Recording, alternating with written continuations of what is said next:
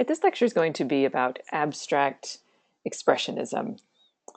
We have to think about the sort of backdrop for this particular movement, and that is the aftermath of World War II.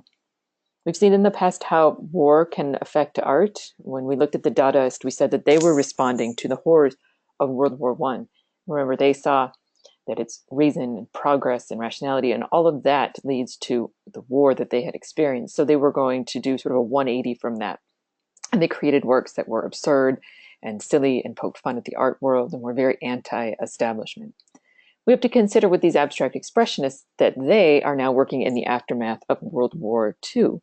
Like World War I, politically, economically, and of course psychologically, very devastating war, especially with the new atomic bombs that hit Japan. And so these artists are responding to that really sort of psychologically devastating period in history.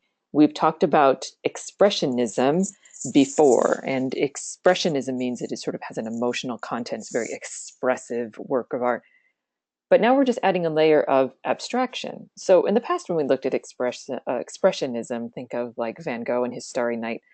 That swirling sky we said was very expressive, but it was still representational. We saw that as a sort of a townscape, sort of looked out on that view, and you could recognize the town in the sky. So it was still relatively representational, and it still referenced the natural world. But now we have this layer of total abstraction.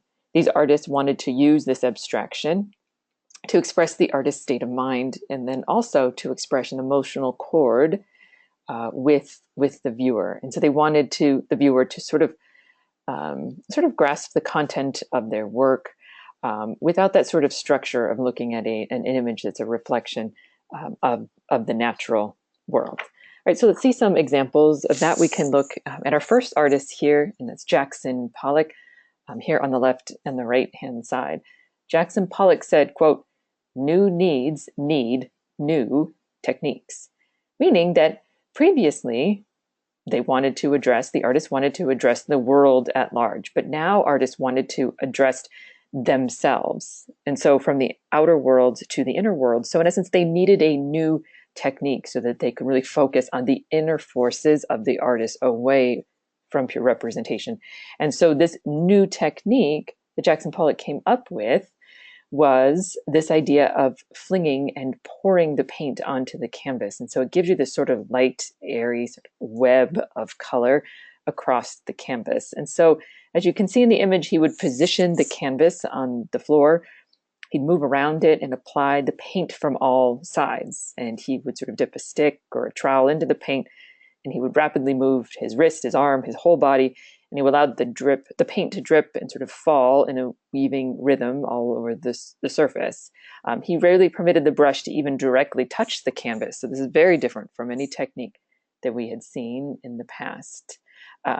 He said, quote, "On the floor, I am more at ease." We can sort of walk and move all around the image. Let's look at our another image. We can get one in color here. This is called Autumn Rhythm. From 1950. It shows this again, that sort of all over sort of painting, and that paint you can see sort of moves all over the work, very energetic. Has a very interesting sort of pull the viewer into the image itself. One critic, Harold Rosenberg, called this action painting. So he said that Pollock sort of reimagined the canvas not as a, quote, space in which to reproduce, redesign, analyze, or express an object, but as an arena in which to act. And so the idea is that the process was important, the process over the finished product. So previously we always sort of studied the finished product, the painting that we saw, but now this is as much about the process as it was about the product. So in essence, it almost becomes like a record of a performance of a painting. So it's sort of a first step towards like a performance art. You sort of see the trail that he leaves behind. And so this was one way for this artist to sort of respond to his time period, to move sort of internally and to sort of flick and fling the paint onto the canvas as a way of expressing himself in an abstract manner. Let's look at another artist, another abstract expressionist, and his name is Mark Rothko. And we're going to put an image up on the left and right-hand side. Can't get this. There we go. So these are two works by Mark Rothko. And this artist wanted to establish human values again in civilization. And he had a very sort of distinct response to World War II. And he wanted the world to, quote, recover their humanity. He always felt that there was a tragic notion in the image. He said, quote, the tragic is always with me. And so he wanted to bring the element of human tragedy into his painting. And he also wanted to communicate that basic human emotion. So basic human emotion he wanted to sort of imbue into his works of art. Again, this being a reflection of the sort of inhumanity of World War II. He really wanted to look inward and also have people sort of, sort of contemplate his painting as being very tragic, have them sort of contemplate their own humanity and their own emotion when viewing the works of art. And so the way that he does this is with not flinging or making a web of paint, but rather in panels of color. So the works have very sort of soft edges and ragged border. They're very sort of emotional, imbued with feeling. And these sort of help to ensure that American culture wasn't seen as shallow, especially after World War II and this sort of great baby boom. And then we'll see with pop art. So these were very sort of deep, meaningful, and emotional works of art. It was said that it was not just the color, but what he makes them do, because it's very easy. These works are very large scale, and it's very easy to be immersed in them. He wanted you to sort of stare and contemplate rather than just look at them and go, yeah, there's three colors in a panel. He wanted you to really stand and contemplate the work and sort of fall into the work. So this was not a way of unlocking only his beliefs, but he wanted the audience to really experience the work.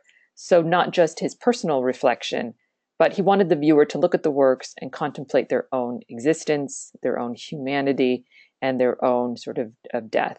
And so less about the insular and more about these sort of universal truths that sort of bind all people together, this sort of notion of tragedy and emotion. So they're not really meant to be calm and soothing, but rather sort of emotionally charged, oftentimes tragic and very dramatic. And both Rothko and Jackson Pollock show us two ways that artists have responded during the abstract expressionist period to those horrors of World War.